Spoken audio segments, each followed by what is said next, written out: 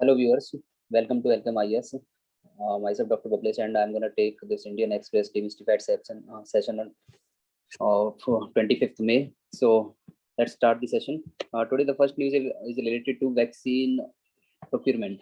Our different states, they directly approached to different manufacturing houses, the global pharmaceutical companies, but this pharma companies which are manufacturing these uh, COVID vaccines, they have said that they want to directly deal with the states, but they will directly deal with the center. So in this case, they will directly deal with the Indian government. So here, the issue of vaccine procurement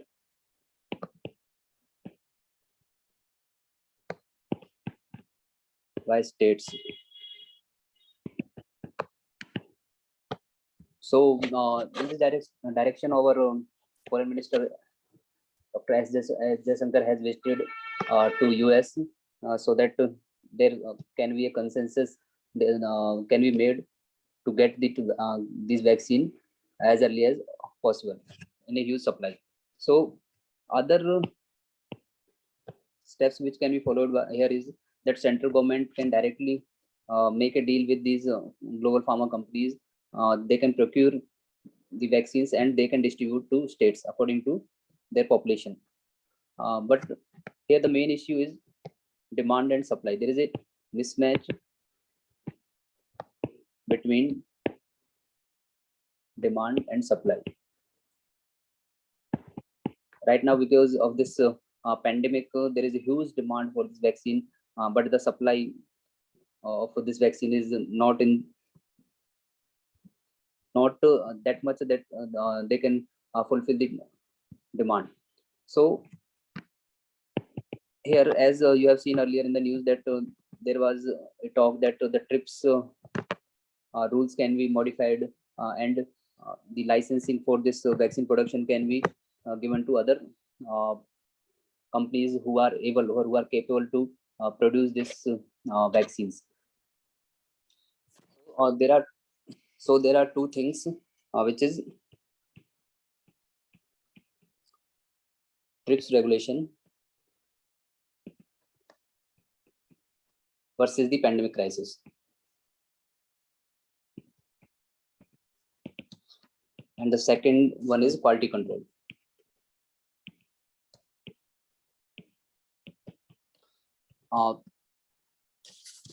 The pharma companies, the manufacturing companies, they have invested their lot of money, time, their manpower.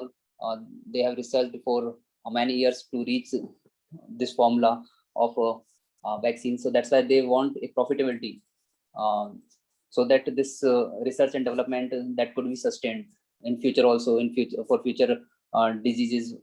So that's why it's very much needed that the research and development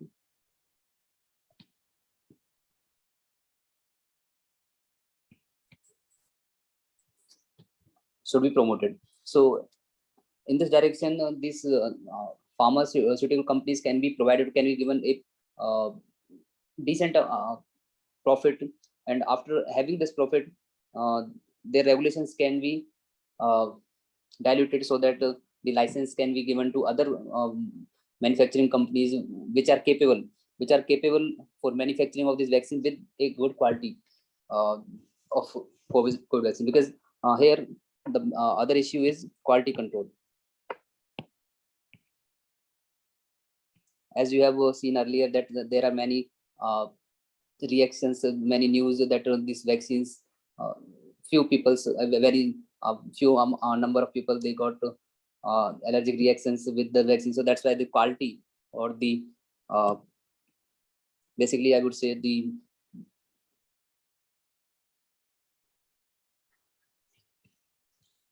quality control is very much needed here, because the pharma companies, the global manufacturing hub, they are having their reputation, their name, their fame, and if a license is given to other companies and if the quality is compromised, then there could be adverse reaction which could lead to deaths. So that's why it's very much needed that if the license for production of this vaccine is given, then it should be given to other companies, manufacturing companies, which are competent enough to maintain that quality, quality of vaccine. So in this direction, the major nations like US, USSR, and other European nations, so they are making a consensus. So they are getting on the same platform to provide the license to other nations also, so that the production capacity of these vaccines can be enhanced. Because in this time of crisis, there is very much needed that the whole world, they come on the same platform to save or to prevent this pandemic. Fine. Next news, which is related to vaccination in pregnant and lactating female. So previously, it was not advised that the pregnancy or in lactating females, the vaccines, the safety of these vaccine was not much studied. So that's why the pregnant females were advised that not to take the vaccine. But now the scientists or the government have now given guidelines. The Union Health Ministry has given guidelines that the vaccine can be given to lactating women safely. I mean, there is no adverse reactions of vaccine in lactating female.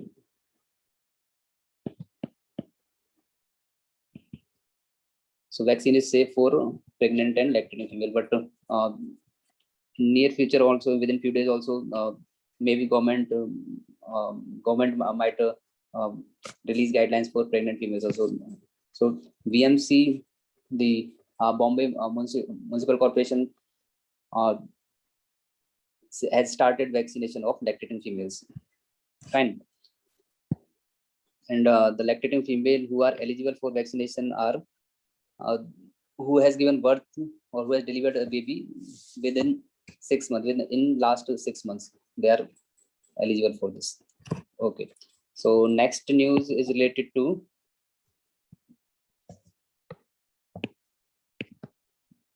CBI director appointment.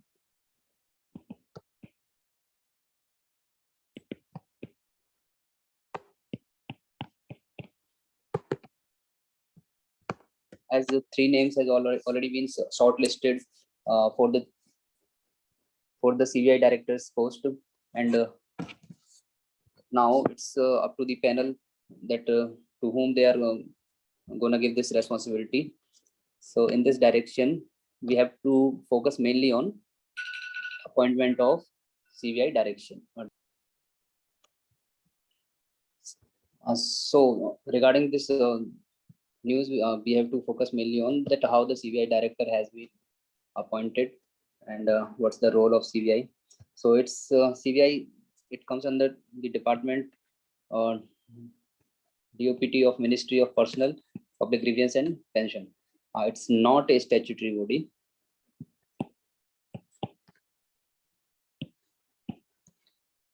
And the power of CBI, it comes by the Act of Delhi Special Police Establishment Act 1946. The main function is it's the main investigating agency of central government, and it assists CBC and Lokpal also. And the appointment of director is made by a 3-member committee. Here the Prime Minister is the chairperson, and the other member is leader of opposition in Lok Sabha, and the third member is Chief Justice of India. So that's how the appointment of CBI director is made. So that was the news. And third issue that we are gonna take today is the editorial page, where the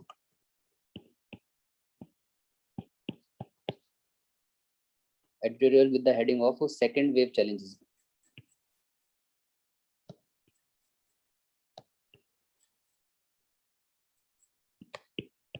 The author has discussed about the challenges faced by India or Indian population because of this second wave of COVID.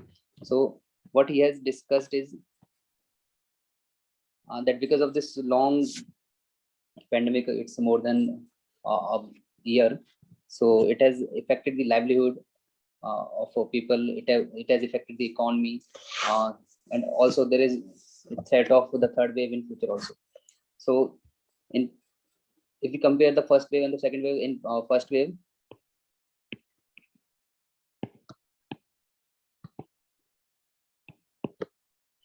the cases were less. Here the number of cases is much higher. The other difference is that it mainly affected urban population. The first one, it mainly affected urban population, but here rural plus urban both are affected equally. So the corona infection has reached in the hinterlands of the country in rural area also. And the main challenge here is the infrastructure, health infrastructure.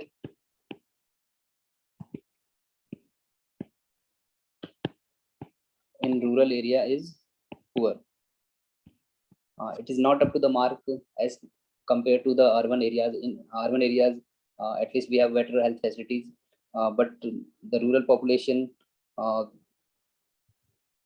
who is in need of the health facilities, but the poor infrastructure of health there in the urban rural population, it's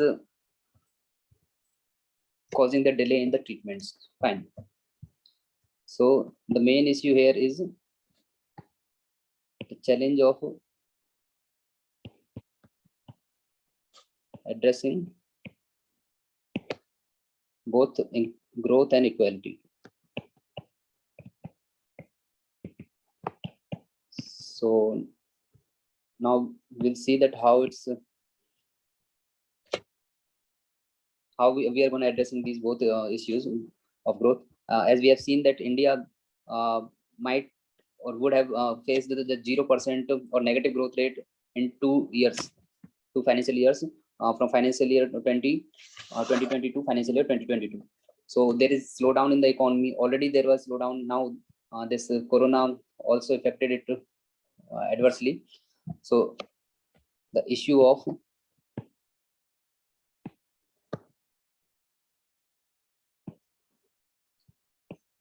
zero or negative growth rate of economy.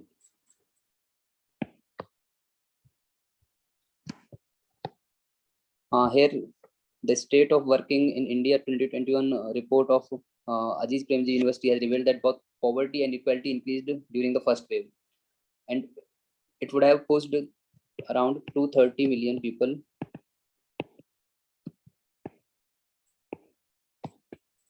to poverty. So till May 16, 2021, around 56% of the households reported a loss of income as compared to what was the status in previous year. So unemployment increased to 14.5.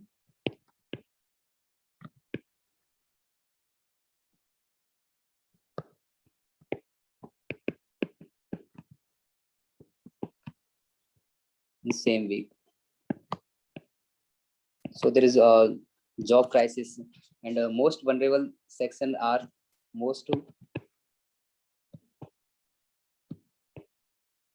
vulnerable section is blue color groups, which have to risk their life.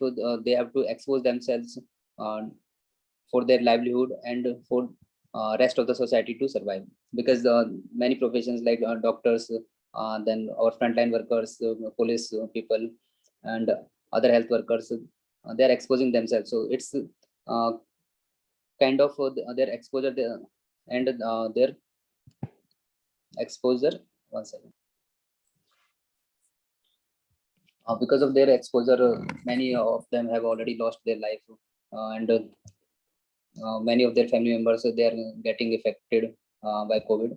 So that's a very hard time for them. And other sector which has affected more is informal sectors, because at least the people who are in formal jobs, they are getting somewhat of their income, but the people who are in informal sectors like the street vendors, the laborers, the migrants, the MSMEs, they have partially or maybe completely they have uh, lost their incomes. As you have seen, because of the lockdown, these markets are not allowed to run. The people who are selling vegetables, the street vendors, who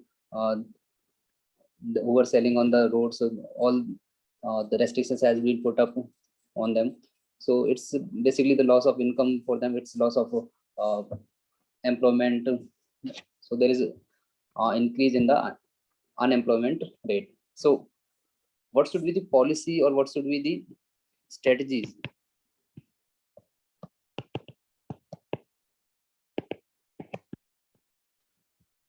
What strategies or policies we need to follow to tackle or to handle this kind of situations is, so author has suggested three pronged approach. The first what he has suggested is aggressive vaccination. As the vaccination of population, early vaccination and the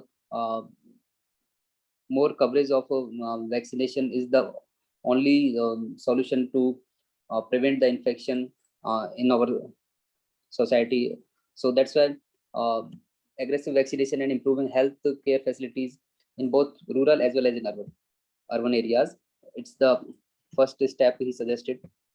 And here the challenges are vaccine inequality,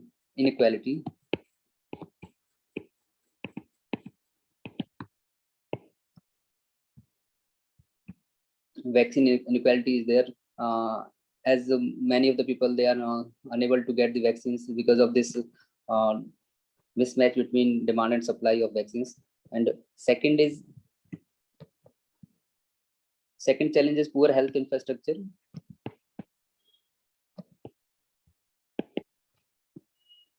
So there is a need to create universal health care facilities for all. And then Kerala model can be studied here, because in the, as compared to other states, the Kerala has performed very well in this direction. The second strategy what the author has suggested is budget support.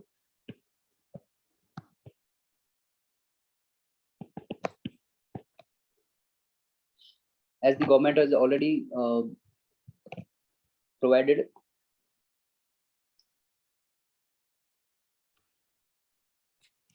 as the government has already been provided extra budgetary support in the health infrastructure.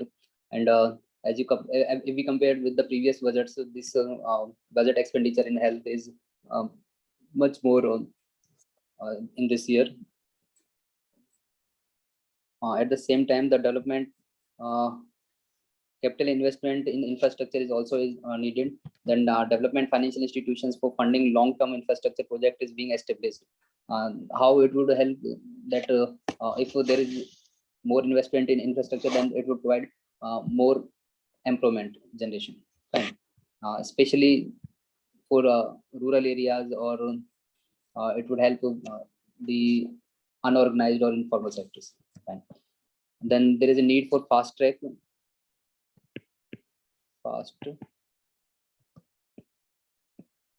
infra investment. As the situation is improving, or as soon as the situation will improve, we have to fast track this infrastructure development. Fine. The third strategy what author has suggested is providing safety nets.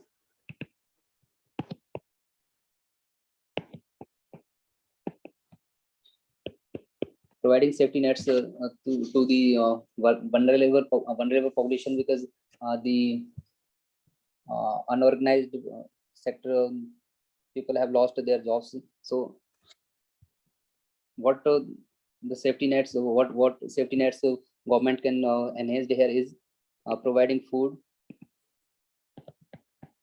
free food grains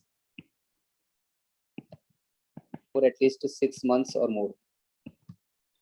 Fine. Then increase allocation or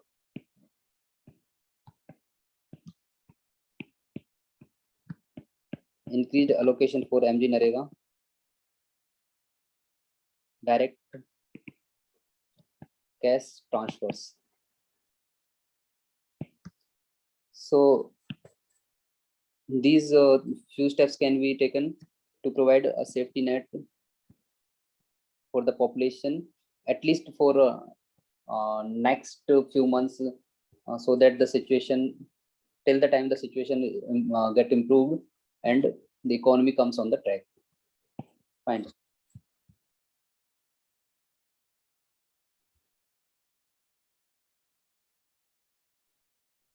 Further, the author has said that RBI is also suggested that because of this loss of income, there might be possibility that demand shock could be there. India can face, or the market can face demand shock, because if the income would be less, then the demand would be less by the population. So that could be a possibility. But the positive news or positive thing which is happening here is that the exports or the global economy is improving, because the number of cases globally are coming down. So that's why the exports from India is also improving day by day. Next to the monetary policy steps also can be taken. And here a few steps which should be focused on the growth, the jobs creation, and to decrease the inequality by expanding fiscal space, by restructuring expenditure, widening of the tax bases, and increasing non-tax revenue. So these are the few steps the author has suggested. So that's all for the editorial, the second wave challenges. These were the few challenges as mentioned by author, and what strategies can be taken by the government. And next editorial which we are going to take is it's by C. Raja Mohan, India and the Biden movement. So here the author has discussed about the India-US relationships. We are going to take one by one that what was the past scenario and what is the situation in current scenario, and what would be the way forward, what would be the future, or what steps could be taken in future.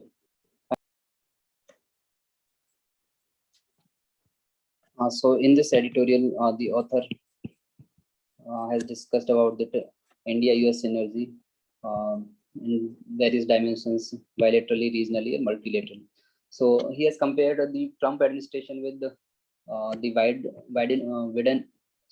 Biden administration. What new changes the Biden has made as compared to the Trump administration, and how these changes are beneficial to India or to further strengthen India-US ties. So here we see that Biden has reinforced the Indo-Pacific regions, Indo-Pacific agreement, or Indo-Pacific as he has strengthened the Quad. He further has take steps to fight against the virus. In this direction, he provided raw materials for the vaccine manufacturing to India. Then he has also this step was further very crucial for the to provide vaccine in India as well as in Indo-Pacific regions. He has also reversed the order of exiting US from WHO. So Biden is in favor to be in the WHO, and again he promised to restore US leadership in multilateral institutions. So this is these are the positive steps, so that if US is there in the multilateral institutions, India can have an extra edge to counter China, as the US is world leader. So it will further and the India and US ties are very strengthening. So that's why it will further help in countering China. And many people in Biden administration are they have already worked with India, so they are working in favor of India. Fine. So here basically two fields the author had talked, in which the Biden had made changes which are good or which are in favor for India. This is to again considering the climate change as a global problem. So again, US will come to the various forums to fight against the climate change, and in the trade also, to overcome the trade issues and to reach on the consensus to make a global trade order. Biden has taken various steps in this direction. So all these steps, they are in favor for India, and they are in the direction to India to achieve the multilateral global order. Fine. In the end, also, what the author has said that in previous administrations, like what all the steps were taken, the President George W. Bush had to transform the bilateral relationship between India and US. Trump has created the basis for the regional cooperation in India Pacific through Quad, and President Barack Obama had begun a major conversation with India on multilateral issues, especially climate change. So the Trump cancelled this US participation in climate changes, but again the Biden has again shown interest to fight against the climate change, and the Biden movement is about to making multilateralism as an important part of India-US strategic partnership. So these are the positive steps for both India and US in global world orders. Fine. And the next editorial is regarding pendency in judiciary. So the editorial with the heading of spike in the other case law.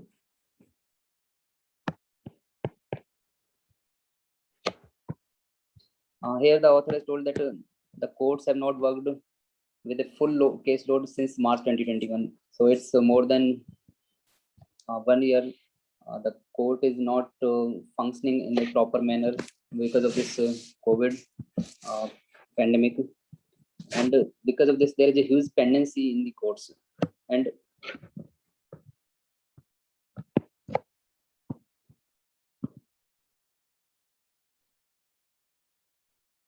so because of this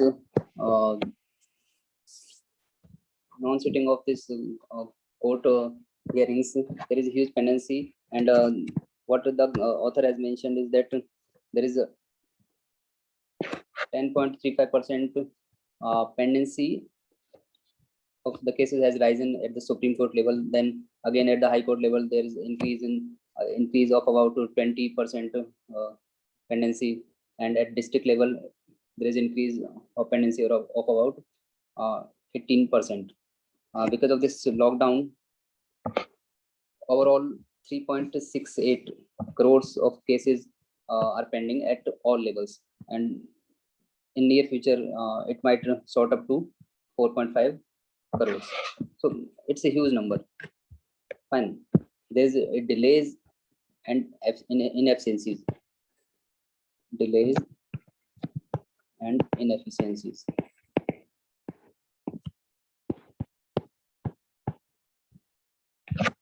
So delays, as you know, why? Because of this corona, the court is not functioning in proper manner. Inefficiencies, it could be infrastructure wise, or maybe due to lack of manpower, due to less number of judges.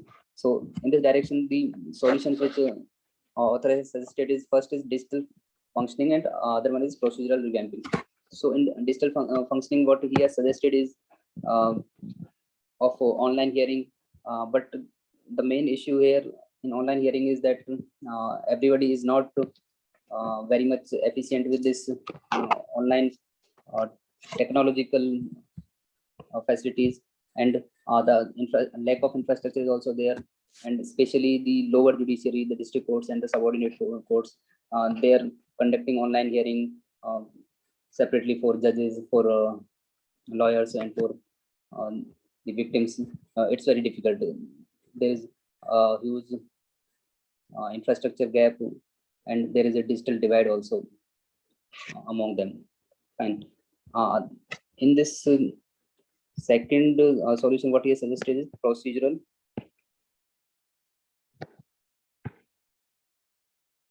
revamping. So with one example, he has explained this, that if the check bounces in current scenario, the check bounce is a offense, but if the court has come with the new rules that if this problem of check bouncing, if it decriminalize this offense, that the number of cases might decrease up to in few lakhs.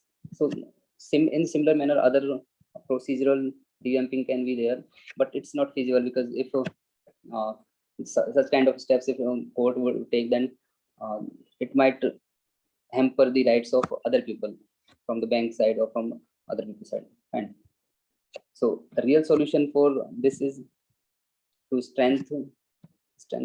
Real solution is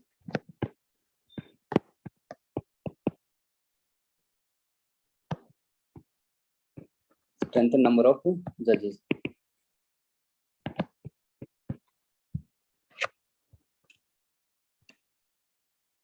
As we know already that the total vacancies of judges which are there in the at the level of Supreme Court, High Court, or are exceeding around 30% in the worst performing states. So the one solution is to increase the number of judges, the fasten the appointment procedure, and other hurdle is that district courts which are uh, having inadequate infrastructure, poor working conditions, we have to provide it with administrative and technical supports and prospecting for promotion, developing, and training. And we can also give places for historical to correct the historical inequalities, like women judges and judges from historically marginalized caste and classes must be given a fair share in the seat at the table. So these few steps could be implemented in the appointment of judges. And the recommendation of 15 to finance commission was to increase the expenditure in judiciary. Fine. But here few other steps also I want to discuss is what all reforms we can have to decrease this number of pendency of cases. Is overhauling of criminal justice system.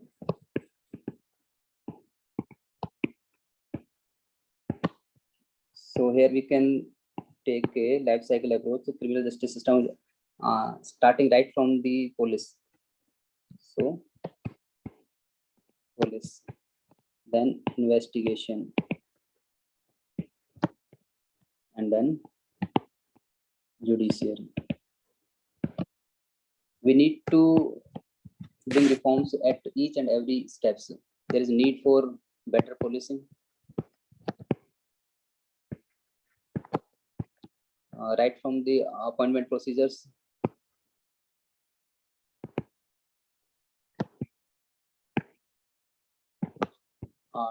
to eliminate the corruption in appointment procedures, and to get the best people in the police, better training,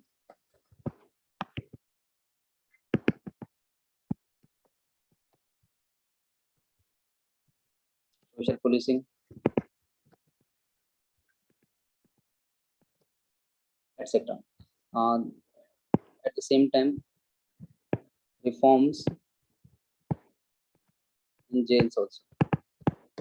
The conditions of criminals or the people who are in the jails is not good. So we have to bring infrastructural development in jails also. And in investigation, as you know, that police is also doing the same function of investigations also. So here there is need for experts investigations.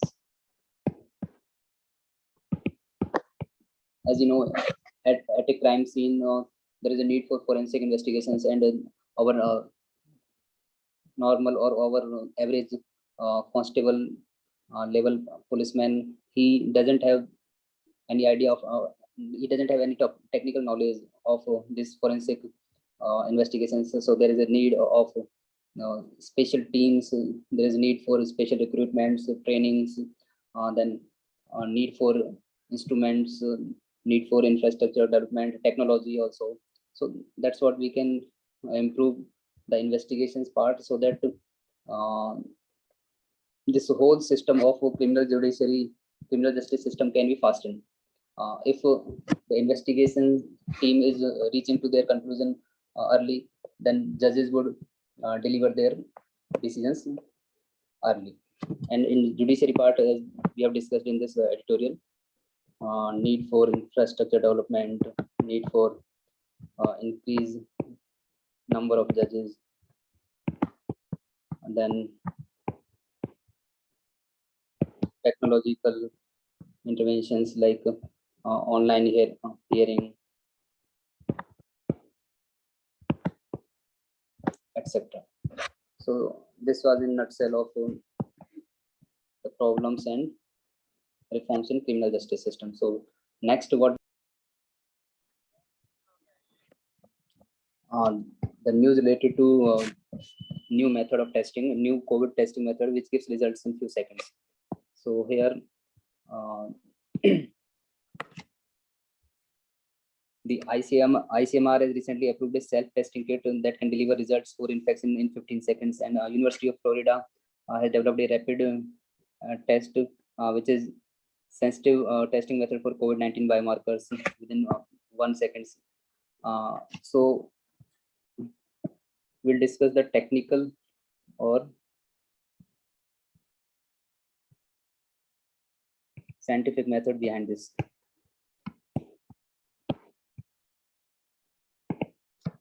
Rapid COVID testing. So here what we need is for detecting the COVID infection, there are two things which we need is first to amplify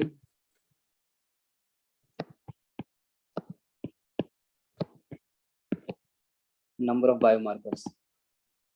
What are biomarkers? These are protein materials, RNA or DNA materials. So here in case of COVID virus, we are having RNA. So first we need to amplify the biomarkers or the RNA through the technique of RT-PCR. And the second thing is amplifying the binding signals. So these are the two basic things through which we can enhance the sensitivity of the testing.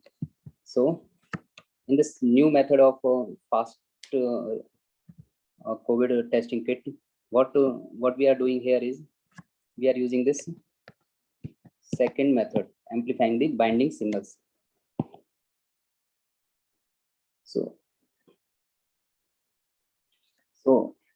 So here the basic mechanism is we are having this glucometer kind of instrument. The glucometer is used for measuring the random blood sugar levels in the patients. So if here the and other thing is the strips. This is the strips part. These strips are used and throw Then this strips contains microfilament microfluid channels. These microfluid channels are coated with gold and antibody against the COVID. So what basic mechanism is that if we provide the sample, like this is the saliva or any fluid which contain COVID virus, sample contain virus, and the structure of the virus, as you know, this is the virus, this is spike protein which contain antigen. These spike protein, they contain antigen, and once the sample is poured over the strips which already contain microfluid channels coated with the gold and antibody, these antigens, they get reacted with antibody. Fine.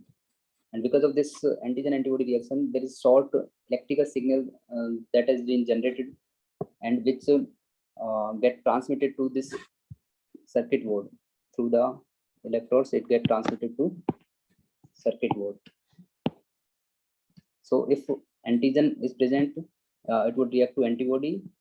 Then a short electrical signal would be generated that would be transferred or circulated to circuit board, and this will show positive test. Here the reading positive or negative would appear. Fine. So that's how it's a very rapid testing method. And in another scenario, if the sample is not having the virus, then there would be no antigen. Antigen means there will not be any antigen antibody reactions, and no electrical signals would be formed, and the test would show negative. So that's how it would work. So it would be very simple, like we can carry this this is in our pocket, and we can test our COVID test we can do at home also. So as the people are doing by themselves, they're measuring their random blood sugar levels. The patient who is having diabetes, they check on daily basis or twice a day. They check at their homes. So that same kind of phenomena we are using here for COVID detection. So it's very fast, gives results in very few seconds. So let's see when these tests or these commercial kits would be